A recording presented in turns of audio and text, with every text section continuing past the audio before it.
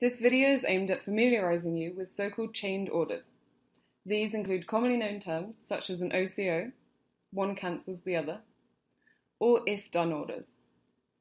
Here we've considered how it's possible to connect these various order types to one another so that you can set up complex constructs and discretionary strategies here.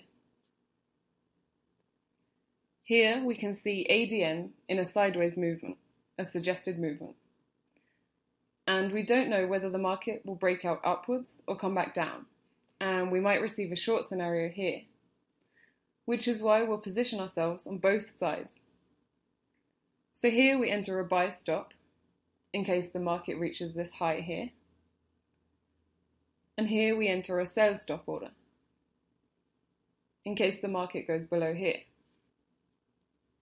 100 shares for each. So now what we want is that if one of these orders is filled by the market, that the other is taken out of the market. We can achieve this using an OCO order. The OCO order is entered here by holding down Control, clicking on the order bar, and then clicking on the other order bar.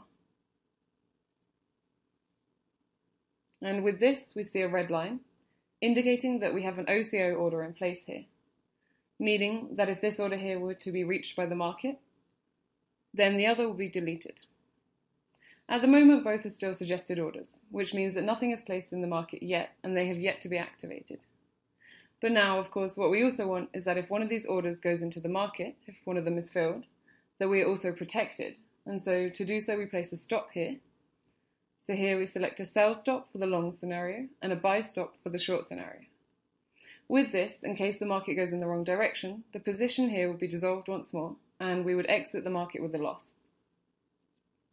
In order to activate this, we have to enter an if-done connection for each. So we go here, and if the market opens this long position, then we want to place a stop in the market right away. So we click on this order bar, drag it down, click on this one, and we can see the green line here, which is an if-done connection. We'll also do the same thing with the short scenario, so that if this position here is opened, then we also want it to be secured by a stop here. And you can see that the order sizes also adjust automatically.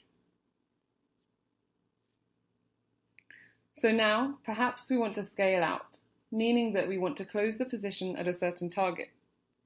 To do so, we place a sell limit into the market. And since we're saying that, okay, here we only want to take out a partial position, and then up here take out the whole position, I enter a second limit here. Then up here we want to take out 50. And the same also goes for the short direction, of course. Here a buy limit and a second buy limit.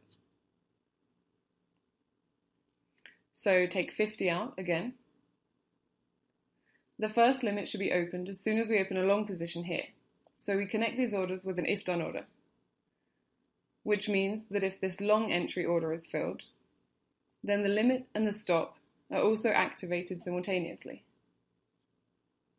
And if the first limit is activated, then we also want the second limit to be activated at the same time.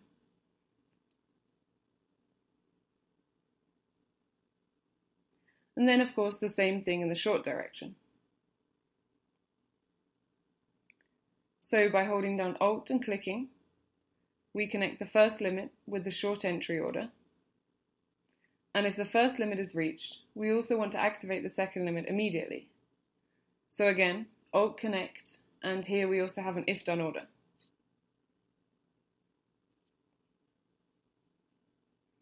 And now you can see that all orders are connected to each other. Now we have the following problem. If the first limit here were to be carried out, we would still have a stop order in place with 100 units.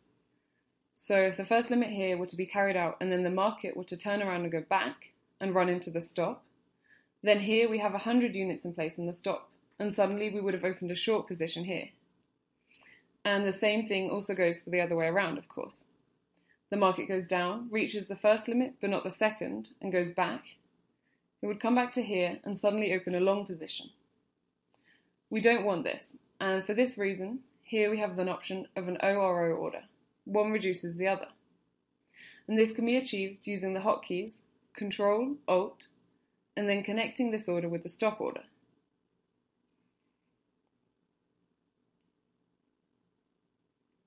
So here we see a blue line. If this order here were to be carried out, then this order here would be reduced by 50 units.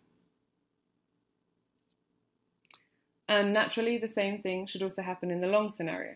We connect this order with the corresponding stop, and then we also have the guarantee that 50 units will be taken out of the stop here, and that a position that we don't actually want will not suddenly be opened. So to indicate this more clearly, we'll now activate both of these orders.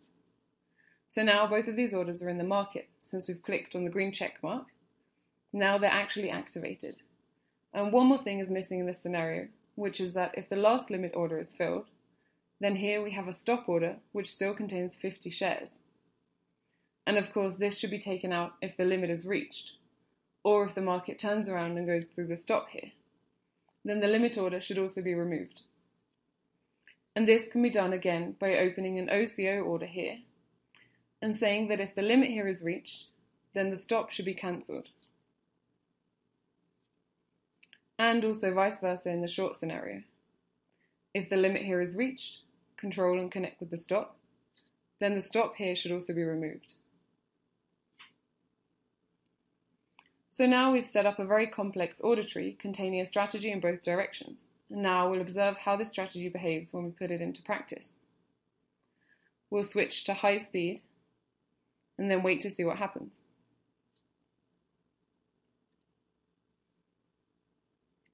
We'll also just quickly drag the orders closer so that we don't have to wait too long. So the market is approaching, and now the following has happened. The position has been filled.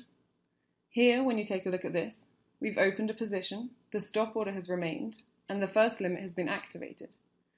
The market is going into the second limit, and with this, the stop order has been reduced by 50 units. So now we only have 50 left in the stop.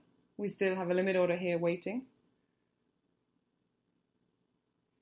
Now it's been executed, and with this, the whole construct has been dissolved. So this here is a very secure option for trading discretionarily, without accidentally leaving any positions or orders behind in the market, or forgetting to reduce any order sizes, so that you don't unintentionally receive any positions in the wrong direction.